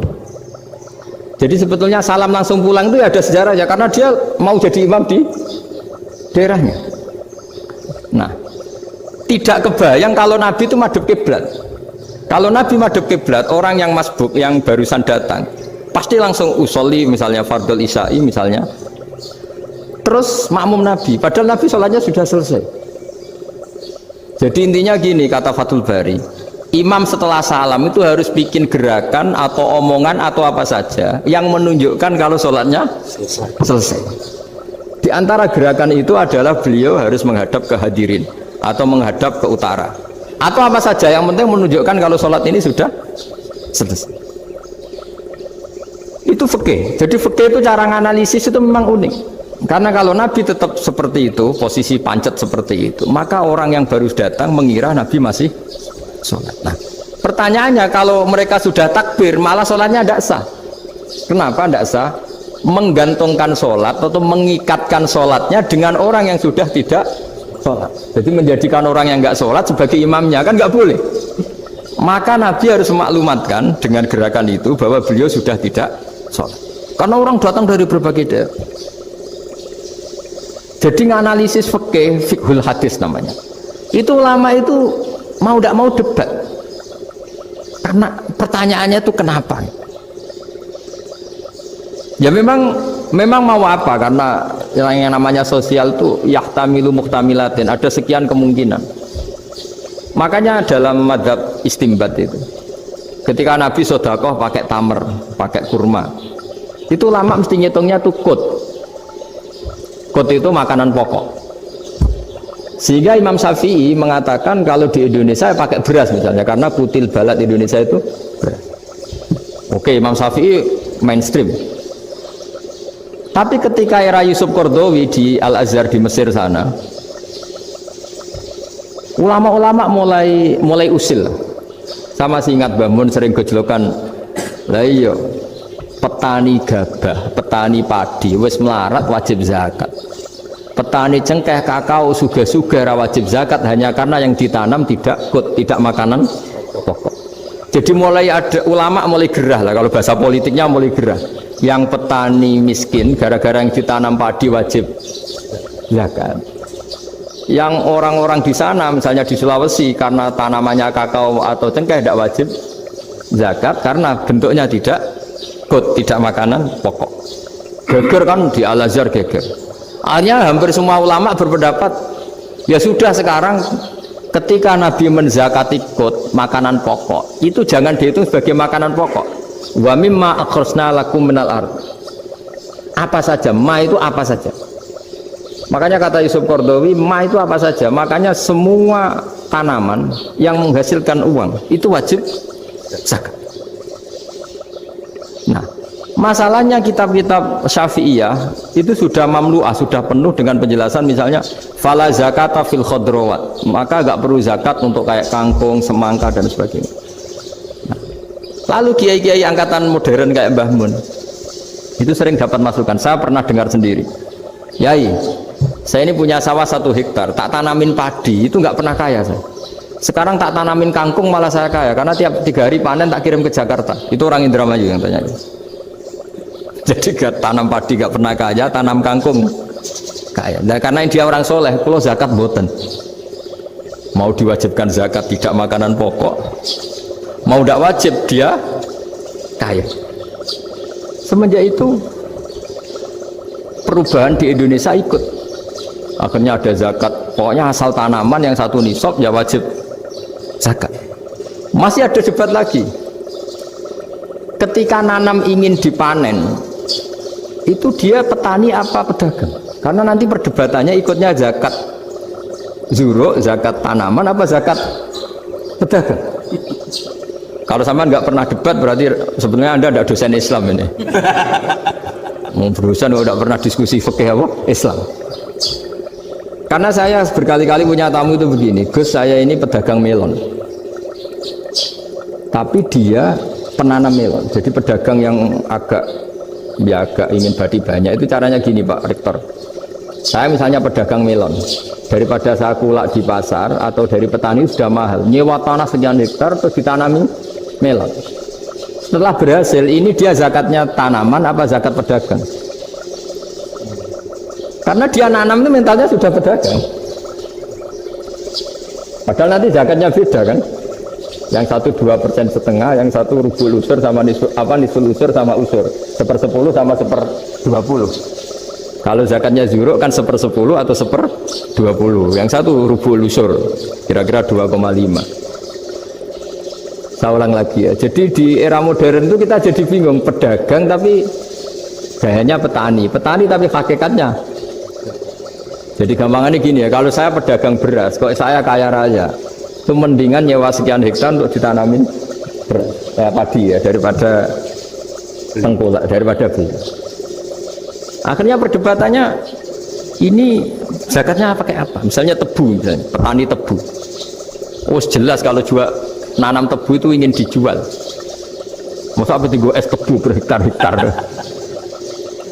Nah, kira-kira kalau menurut jenengan ini zakatnya zakat apa? Tijarah atau zakat tanaman? Mentalnya tijarah, mentalnya pedagang. Nah ini saya hanya mau cerita.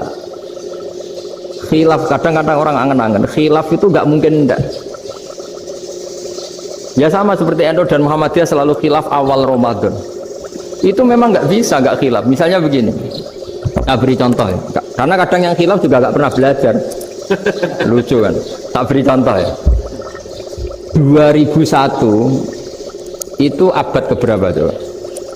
Tahun 2001. Abad 21 abad 20? Abad 21. Jadi meskipun terpaut 1 tahun, padahal abad itu 100.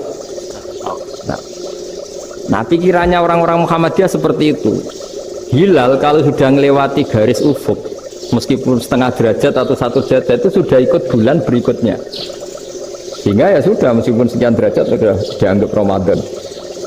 Nah pikirannya orang NU enggak, harus ru'yah bil fi'li. Itu sebetulnya lagi-lagi sebenarnya enggak masalah NU dan Muhammadiyah, itu di kitab-kitab ya seperti itu. Kita ini nggak biasa goblok ya. Artinya kita yang keluarga kiai tahunya kunut mazhab Hanafi, tidak kunut mazhab Syafi'i. Tapi tahu-tahu ini mazhab NU, ini mazhab itu aneh itu menurut kita ini anggap apa? Mana ada Muhammadiyah jadi mustahid, mana ada NU jadi mustahid.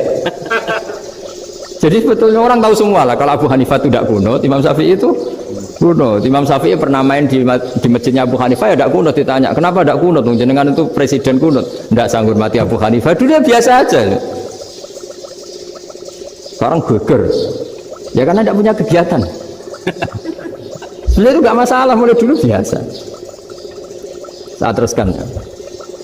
Nah, menurut mayoritas ulama nunggu ru'yah bil fi'li. Ru'yah bil fi'li itu gini. Mata telanjang bisa melihat karena agama ini menggantungkan perintah itu sama melihat. Kalau kamu tidak melihat itu bagaimana kena hukum? Ibarat gini, Pak Rektor datang ke rumah saya tapi saya nggak tahu. Kena nggak saya hukum harus menghormati? Dia datang nggak sembunyi-sembunyi. Saya kena hukum harus menghormati ya kalau melihat, kalau enggak ya enggak. Tapi Pak Rektor tetap bilang, tapi saya hakikatnya datang, jadi dia datang itu. Itu kan ribet. Akhirnya ya sudah, itu nggak ada khilaf sampai mati ada khilaf karena yang satu menggantungkan hukum itu digantungkan sama tahu. Kalau tidak tahu ya, misalnya baju saya ini hakikatnya ada najis, pas sholat saya tidak tahu. Sholat saya sah apa enggak?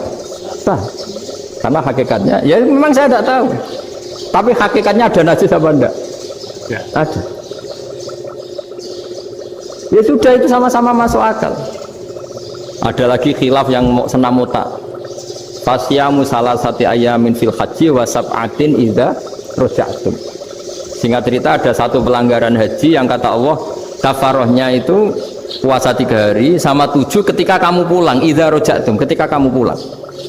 Dalam mazhab Syafi'i yang namanya pulang itu yang haji sudah sampai rumah. Di mana-mana pulang itu ya sampai rumah. Dalam mazhab Abu Hanifah enggak, ketika orang sudah balik kanan dari Arab Saudi, dari Mekah, ya namanya sudah pulang. Misalnya gini, ini Pak Rektor pamit saya, Pak Haris. Gus, Pak Haris mana? Ya sudah pulang kata saya, padahal sampai Pandangan belum sampai. Tapi bagi keluarganya belum pulang. Lalu idza raja'tum ketika pulang itu bahasanya siapa? Bahasa istrinya apa bahasa yang ditamoni? Kamu ditamoni orang, terus tamunya mana? Sudah pulang. Tapi tanyakan istrinya, belum pulang. Jadi khilaf-khilaf gini kok jadi geger itu kan goblok banget maksud saya itu. Jadi biasa, gini itu biasa. Jadi ya karena memang ini bukan masalah akidah, ini masalah furu'iyah, masalah fikih itu masalah furu'iyah. Mau tidak mau harus beda. Misalnya di sholat juga gitu. Wa ayu qu'udin qu'adal musolli sokhat sholatu. Duduk dengan gaya apapun itu sholatnya sah.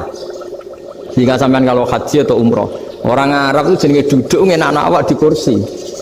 Duduk sopan ya hanya orang Indonesia loh. Kalau sholat itu masih duduk ala orang tahiyat. Kalau sampean di Mekah, duduknya pakai apa coba? Kursi ya? Mau enak sholat duduk.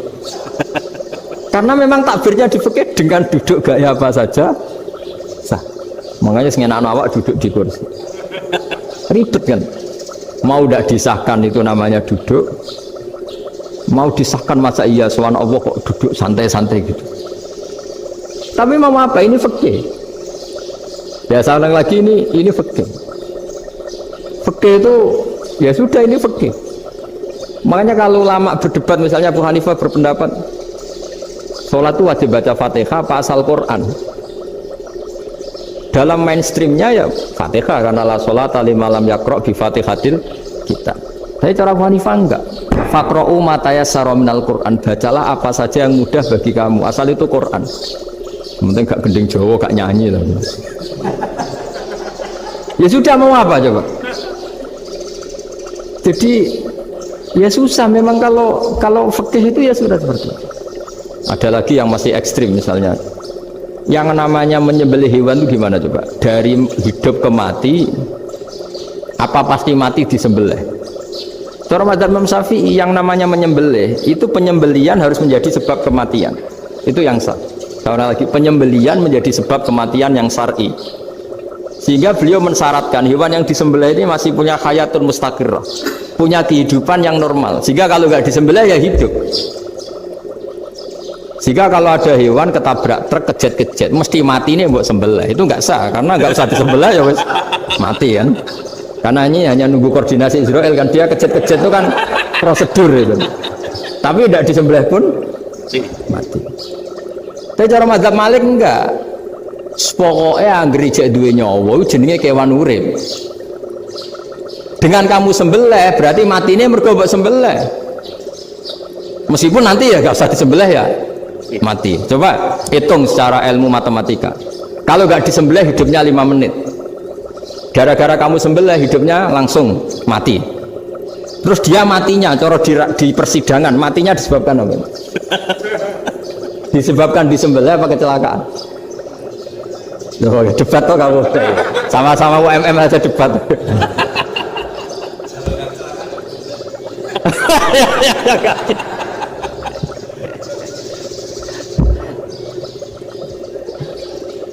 Loh, saya pernah ngalami nyata itu. Saya jalan-jalan sama anak saya pakai motor, sampai di jalan raya gitu ada ayam jago ketabrak mobil, kejet-kejet. Orangnya tanya, Gus ini halal tau ora? Wis kanggo kon halal lah. Suatu saat dia nggak terima kan, tanya, kenapa Gus? Ya nak kiai ra pantes, masuk kewan mesti mati nih tak sembelih. Nak kiai pantes kan? Karena aku tahu kamu tuh gak kiai, mesti motifnya itu mergo jago, jajal cilik gak mau tak kokno. Ada kan ayam itu bayi kan gak ditanyakan, kejet-kejet mati rak lah, wong cilik wae. Tapi masalahnya ini kan jago, eman itu. Tapi secara fikih pertanyaannya tadi, hewan yang sudah tidak punya hayatun mustaqirrah, dia hanya punya al hayat al ittiroriyah, dia punya harokah ittiroriyah, dia mati kejet-kejet memang prosedur mati harus seperti itu. Mbok kecelakaan kayak apa, kalau mati kan kejet-kejet dulu. Nah ketika kejet-kejet ini pertanyaannya ini kan hidup apa mati namanya? Enggak, namanya hidup apa mati? Pas kejet-kejet itu hidup. Cara Imam Malik itu hidup. Ya sudah, kalau hidup disembelih ya halal. Karena misalnya nanti kalau nggak disembelih matinya kan 2 menit lagi, gara-gara disembelih mati sekarang. Tetap penyebab kematian itu nyembelih. Penyembelian ini sebab kematian. Tapi kalau Imam Syafi'i enggak, cara berpikir wes nemen, paling roh besok kaget langsung mati. Kalau gitu berarti kamu nyembelih barang mati. Jadi fikih itu kadang unik. Makanya ketika ngitung fikih itu unik ya. Orang keluar mani wajib apa? Mandi kan. Terus Imam Syafi'i ditanya, kenapa kalau orang lahir kelahiran juga harus mandi? Namanya nifas. Fa innal walada waliyun munakidun. Nah, anak ya mani yang menggumpal. Bedanya apa anak dengan mani itu? Jadi fikih itu kadang lucu. Di rumah-rumah tenan juga lucu. Keluar mani wajib mandi. Berarti kalau keluar anak ya wajib mandi, karena hakikatnya anak adalah mani yang mengkristal. Sosionis jadi dosen macam-macam itu kan hakikatnya mani. Itu fikih. Nah terus ditanya, kenapa kalau lahir langsung mati tidak wajib disolati? Ya jawabannya Mas Syafi'i lucu. Di mana-mana sholat itu nyolati mayit. Yang namanya mayit itu pernah hidup terus mati. Kalau itu tidak mayit ya sudah. Jadi pada, nah iya kan disebut sholat mayit. Yang namanya mayit itu apa? Pernah hidup. Nah ini kan tidak pernah hidup. Maka ya sudah seperti itu. Jadi nggak khilaf itu nggak mungkin. Nah kalau qit'atul lahmin, kalau hanya potongan daging, mungkin wah itu tidak manusia karena qit'atul lahmin. Sekarang pertanyaannya, kalau sudah berbentuk manusia meskipun tidak pernah hidup, nah ini mulai perdebatan karena melihat tidak pernah hidup itu nggak memenuhi syarat, tapi melihat ini sudah suratu adamiyin, bentuknya sudah. Nah kira-kira gitu perdebatan fikih. Makanya dulu awal mula zaman sahabat itu sudah debat. Masyhur kan, Nabi ada kontingen ke Bani Quraidah. Ya kalau kira-kira saya minta Pak Rektor kamu jangan, kalau ke Malang jangan sholat asar kecuali sampai Tuban. Sebelum Tuban ternyata matahari mau tenggelam. Terus Pak Rektor milih, wah sudah sholat di Bulu. Padahal belum Tuban. Padahal saya bilang jangan sholat asar kecuali di Tuban. Yang Pak Haris enggak, tetap sholat di Tuban meskipun matahari sudah tenggelam. Karena Nabi menyebut tuban. Singkat cerita, zaman itu kan Bani Quraidah ya. La tusolliyanal asra illa fi Bani Quraidah. Kalian semua jangan sholat asar kecuali sampai Bani Quraidah. Ternyata di tengah perjalanan matahari sudah mau tenggelam, kira-kira kurang 2 menit atau 3 menit. Sahabat-sahabat, sudah lah kita sholat asar di sini. Kalau sampai sana pasti sudah tenggelam. Separuh sholat. Yang separuh enggak, kata Nabi harus di Bani Quraidah. Ya sudah nunggu di Bani Quraidah meskipun matahari sudah tenggelam. Sehingga kita dua kelompok ini matur, ya Rasulullah kita ngalami ini perdebatan gini-gini. Di semua riwayat di hadis-hadis sahih disebut falam yu'annif wahidan minhuma. Nabi tidak menyalahkan salah satunya atau enggak menyalahkan dua-duanya. Itu bahasa Indonesia juga ribet, yang benar gimana itu? Enggak menyalahkan salah satunya apa enggak menyalahkan dua-duanya? Gimana bahasa benernya? Salah satunya. Salah satunya itu dua-duanya? Ya. Enggak, kalau bahasa Indonesia tidak menyalahkan Kedua-duanya. Kedua-duanya apa salah satunya yang benar? Kedua-duanya. Kedua-duanya. Bahasa Indonesia itu ya kadang ruwet ya. Orang pinter kayak Pak Habibie itu namanya ya orang luar biasa. Nanti sekolahnya orang-orang idiot itu ya sekolahan luar biasa. Orang pinter banget bahasa Indonesianya ya luar biasa. Kalau sekolah untuk orang-orang yang idiot juga luar biasa. Jadi kalau dipuji luar biasa itu gak jelas ini luar biasa ya. Gak jelas kata bahasa kita ini katanya gak jelas. Nah itu gak menyalahkan dua-duanya apa salah satunya? Keduanya. Tidak menyalahkan kedua-duanya. Misalnya dibahasakan gak menyalahkan salah satunya, benar apa salah?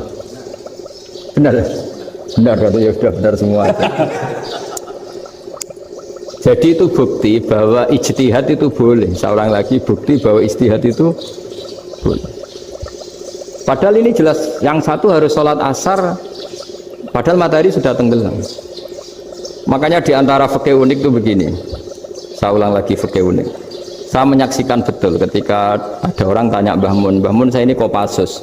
Kadang latihan itu sampai waktu zuhur habis. Saya harus bagaimana? Jawabnya Mbah Mun itu unik. Sementing ojo ngosor sholat.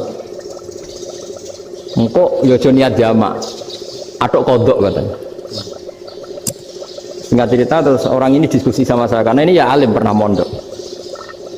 Kenapa kosor tidak boleh? Karena kosor itu ekstrim, merubah bentuk sholat dari 4 menjadi 2. Maka alasannya harus jelas.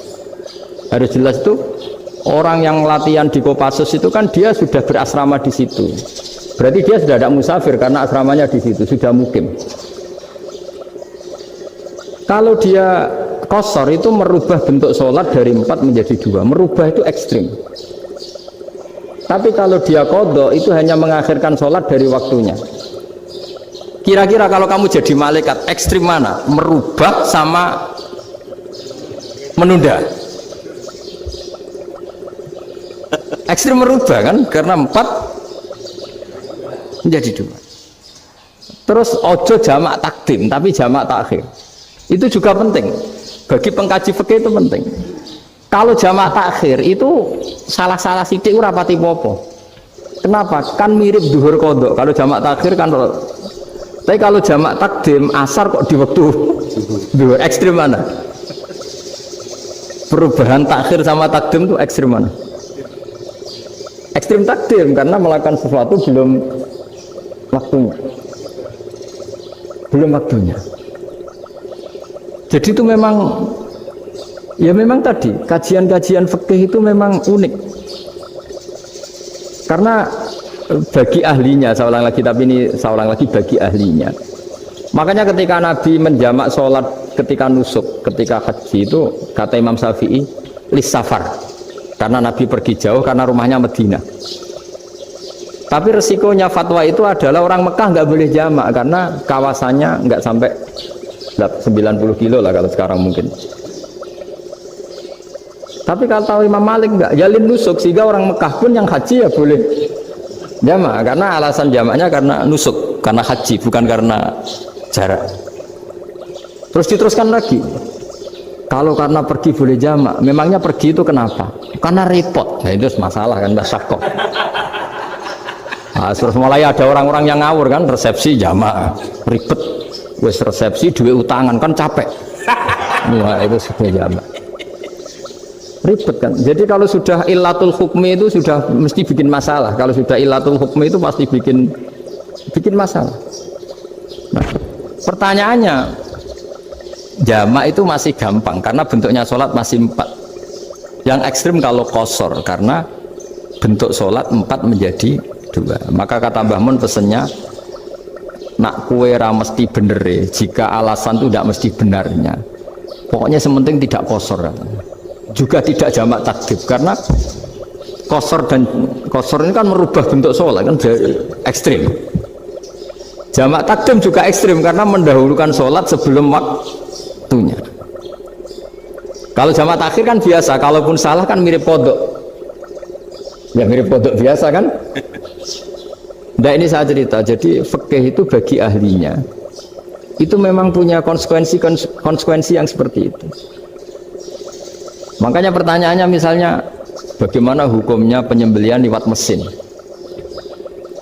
Ya ribet kan. Bagaimana nyembelih dari apa ini? Belakang. Saya baca di kitab-kitab nyembelih dari belakang itu ya hukumnya tetap boleh asal apa itu hulkum dan mari itu terpotong. Tapi pertanyaannya, jangan-jangan ayamnya sudah kaget dulu karena uratnya ini. Makanya perlu ditanya ahli medis, setelah uratnya tercabut ini jangan-jangan sudah berstatus mati.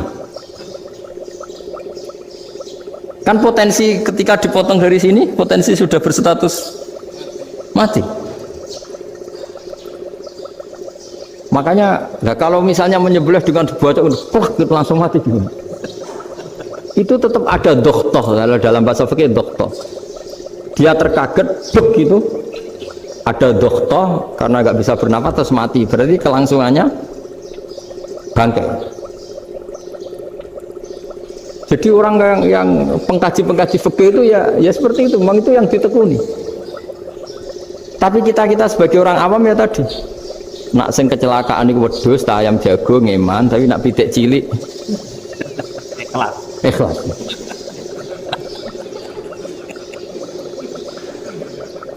Makanya ada pertanyaan orang-orang, saya pernah ditanya itu ya bingung kan, Gus, kalau ada orang mati oplosan misalnya, jangan datang sholat enggak? Ya datang sholat kan, dia orang mukmin, saya tetap sholat. Kenapa? Ya kan matinya oplosan. Tapi andekan tokoh yang mati, kamu sholat enggak? Ya sholat kan dia tokoh. Jadi ribet.